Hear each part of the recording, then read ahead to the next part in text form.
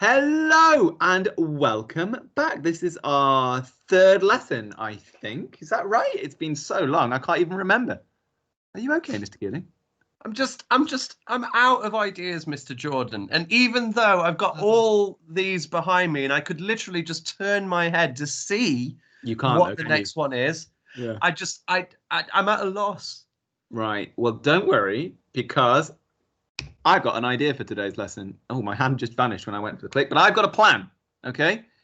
You have introduced short, snappy sentences, and you know what? I was scared, but I like it. You've also told me to not tell the person what we're actually talking about, to let the imagination build the picture rather than just being told. Well, today we're going to use something called onomatopoeia.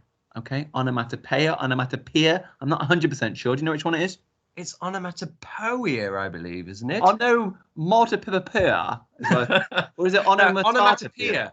Okay. It's interesting, actually, because we've been using that recently in year 2, and we've been using it to describe a fireworks display. It's sound words, isn't it? Words like boom, bang, crash.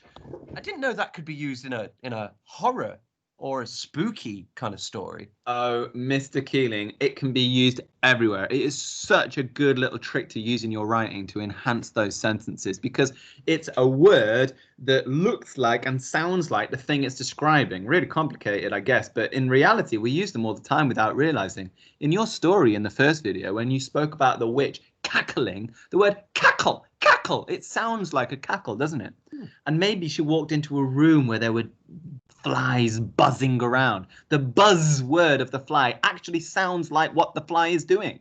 Oh, I get it. So if somebody steps on a creaky floorboard, for example, it might make the sound creak.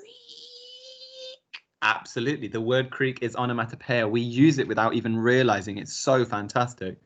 So the plan is today, now that we've started to build it up and we've introduced it, that we're going to go back, and when we're editing our story, we're going to get some onomatopoeic words into our writing.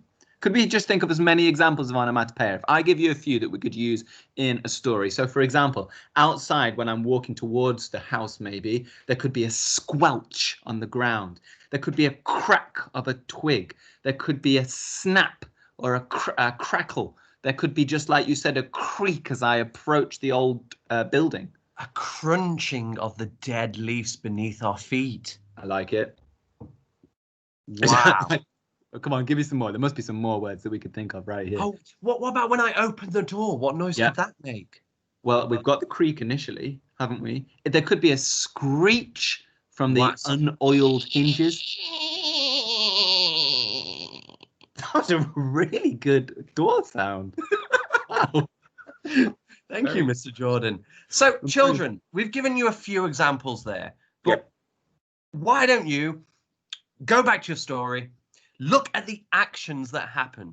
Where is your character? What are they doing? And see if you can add in some of those onomatopoeia words to your story. And Mr. Jordan, we've made it through a whole video without me playing this song. Oh, thank goodness, because I absolutely hate it. Oh. I gotta say, that's probably time.